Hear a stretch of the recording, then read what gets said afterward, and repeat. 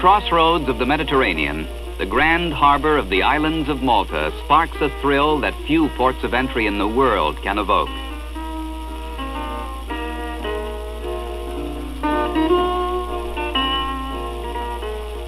Guarding Valletta, Malta's capital, is the fortress of St. Angelo, where the Knights of St. John checked the conquest of Suleiman the Magnificent by withstanding his great siege of 1565. And 1900 years ago, it might have been right here that St. Paul was shipwrecked to report that the Maltese showed great kindness, true then and true now. Ashore, exquisite monuments make pleasant the landscaped approaches to the center of town, where Valletta throbs with the activity of its gracious populace. In the marketplaces, bartering is conducted without haggling.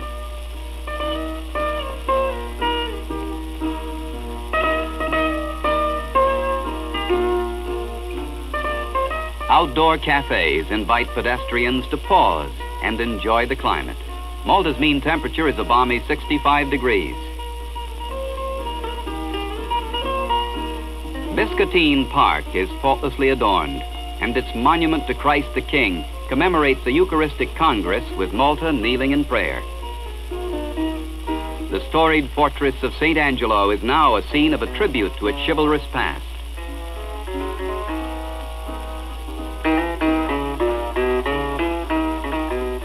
The Grand Master of the Knights of Malta is here on an official state visit to honor the tomb memorializing the Knights and the Maltese who fell to end forever the Turks' penetration of the Western Mediterranean.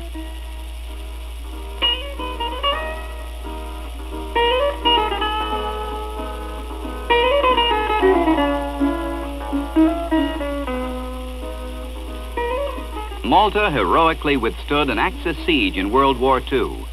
And this Corpus Christi procession, with its proclamation of faith, makes the courage of the Maltese understandable. Here, the devout islanders are joined by the Grand Master and his colorfully clad entourage. The Grand Master on the throne in St. John's Co-Cathedral, with the Archbishop officiating, hear a service in honor of the knighthood, as on every niche, frescoes proclaim the spirit of the knights of old, which has become the grain of Malta. That fiber which saw the entire populace awarded the George Cross, Britain's highest civilian honor, and a presidential citation by Franklin D. Roosevelt.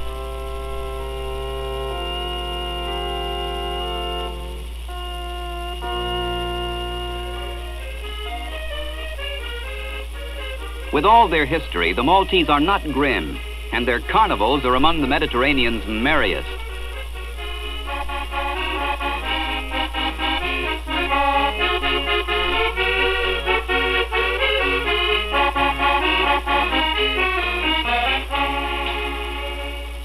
The islands boast scores of new hotels and sparkling beaches washed by the warm island sea.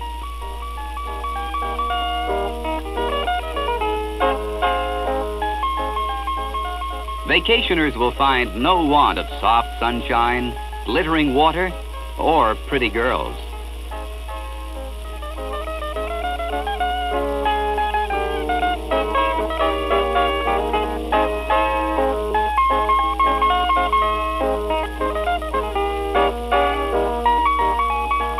The swimming season stretches from May to October, and facilities for sport or frolic are always near at hand.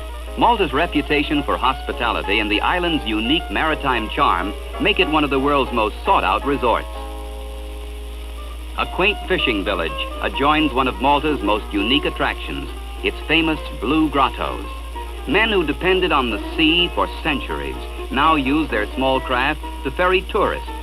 Clear turquoise water marks the grotto entrance, while inside, a vivid blue light, whose source is unknown, produces a magical effect.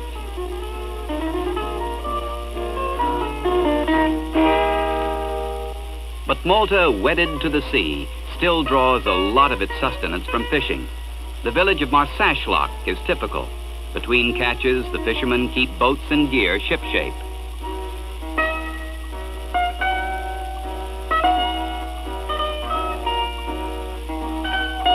Gozo is the smaller of the two main islands that form the Maltese archipelago. bustling and modern, it boasts the genial Maltese spirit, and its Cathedral of Saints Peter and Paul is one of the most beautiful of the Baroque style in the whole Mediterranean.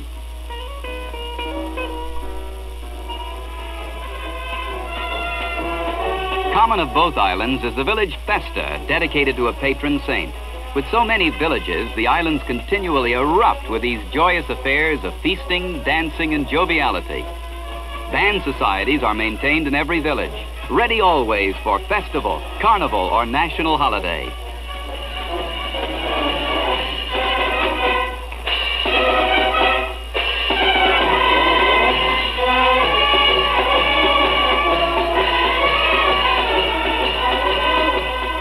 Children are indulged, and the island's famed nougats sell everywhere. The makers take pride in their quality. At every festa, a statue of the patron saint is carried in solemn procession as evening falls. Darkness, though, explodes with the joyous spirit of fireworks.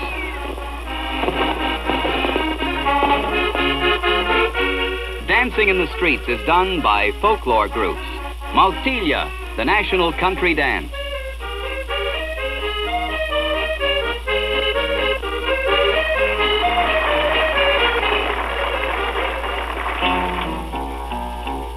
For those who are not up on the traditional steps, the dancing is hip, and everyone, tourist and citizen, participate.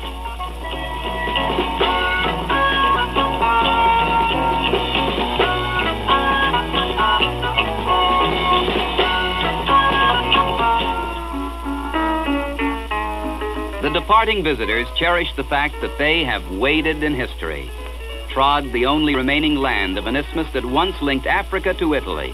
Phoenicians, ancient Greeks, Carthaginians, and Romans flourished here before Christ. It's no wonder Malta is called the unsinkable, and her people the invincible.